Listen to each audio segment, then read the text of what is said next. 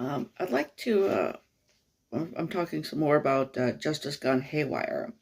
I'd like to say something about one of these stories that kind of sticks out because it goes hundreds of years in the past. Most of these things are fairly contemporary, at least in the last 100 years or so. But the first one is about the notorious fifth queen of Henry VIII. Okay. And it's chapter 1. It's called Queen Katherine Howard in Her Defense. Of Henry VIII's famous 6 wives, there is no doubt who possesses the worst reputation. Fifth wife, Katherine Howard.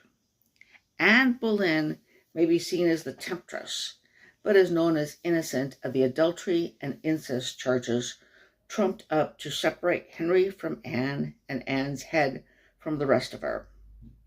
As author Antonia Fraser observes, Katherine Howard is viewed as the bad girl, a 16th century Miss Hot Pants, recklessly enjoying premarital dalliances and even more recklessly committing adultery when a queen's adultery was treason. Modern people may sympathize with a woman who lived in a culture in which losing her head over a man could mean, well, losing her head. However, that sympathy is tempered by viewing Katherine as a shallow, horny hedonist.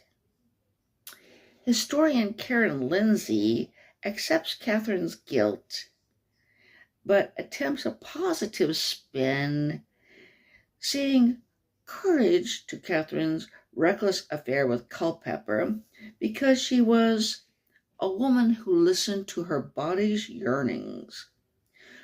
Trying to force a 16th century queen into a contemporary feminist sex revolution mold does not quite gel. Some writers, including this one, question Katherine's guilt. Okay, and then I go on to talk about a new church and the battle for its soul. Specifically, there was the battle over which direction the new church would go in. Would it go in a Protestantizing direction, kind of like Lutheran? At one point, somebody called Anne Boleyn more Lutheran than Martin Luther himself. Or would it essentially be the Roman Catholic Church headed by the King of England? Okay.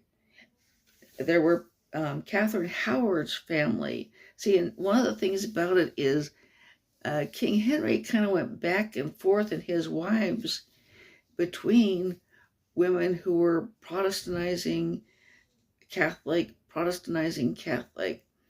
and Queen Katherine Howard's family was,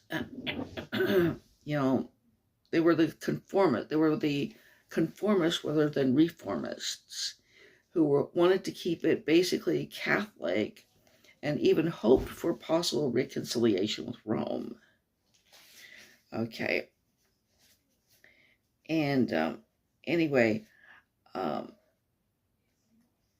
do hope that maybe this will give you, just talking a little bit more about that one chapter, the first chapter, the chapter about a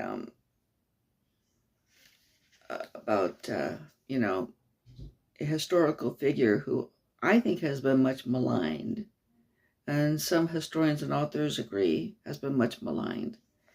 Might also inspire you to buy and read Justice Gone Haywire.